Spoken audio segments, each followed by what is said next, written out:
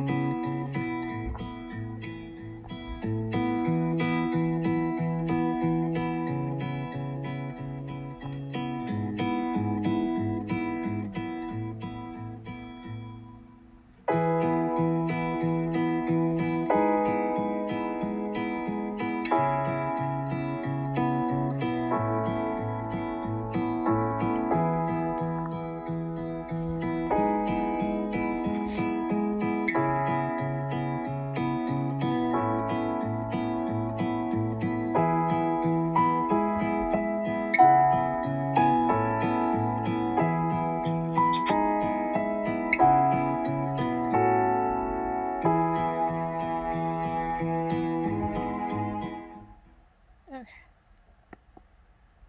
So, what is considered under the influence? Driving under the influence is the crime of driving a motor vehicle while being impaired by alcohol or other drugs to a level that makes the driver incapable of operating motor vehicles. The dangers of driving under the influence are that you have a slower reaction time, you have lack of coordination, you have decreased vision, it inhibits your judgment, and it impairs perception. So how does BAC level affect driving?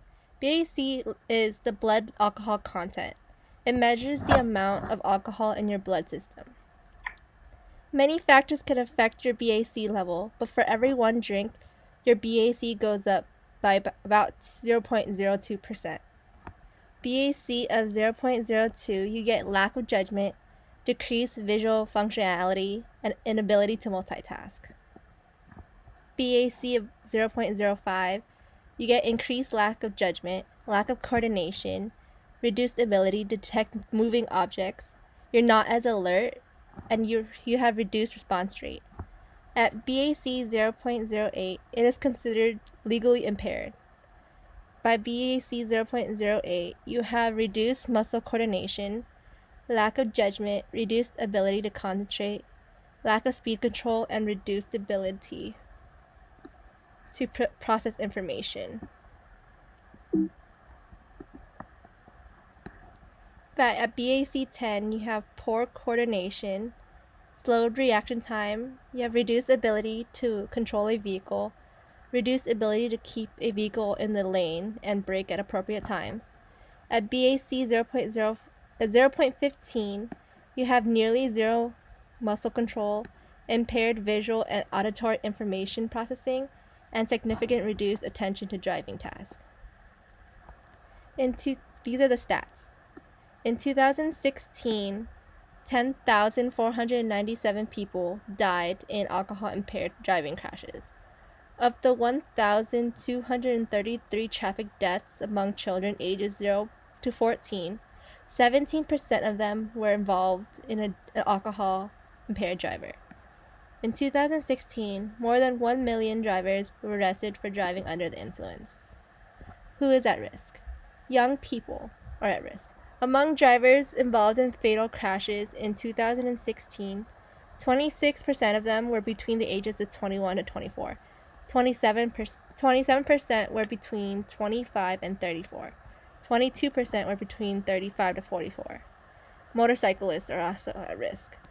25% of motorcyclists killed in fatal crashes had BACs over 0.8% or greater. Drivers with prior DWI convictions. Drivers with a BAC of 0.08% or higher involved in fatal crashes were 4.5 more likely to have a prior conviction for DWI than drivers with no alcohol in their system. The consequences. You can be charged with misdemeanors to felony offenses. You can get your license taken away, or you have fines or jail time. First time's offense can cost the driver up to $10,000 in fines and legal fees. Some states require offenders to install ignition interlock devices, which are these devices that you have to blow into them to make your car start. Responsible behavior. If you know you will be drinking, you should have planned a designated driver, or you have pickup services like Lyft or Uber. You could also call a family member or a friend to pick you up. If you see someone who isn't sober, you should take their keys and arrange a sober ride home for them. If they are a friend, offer to take them home. And these are the citations.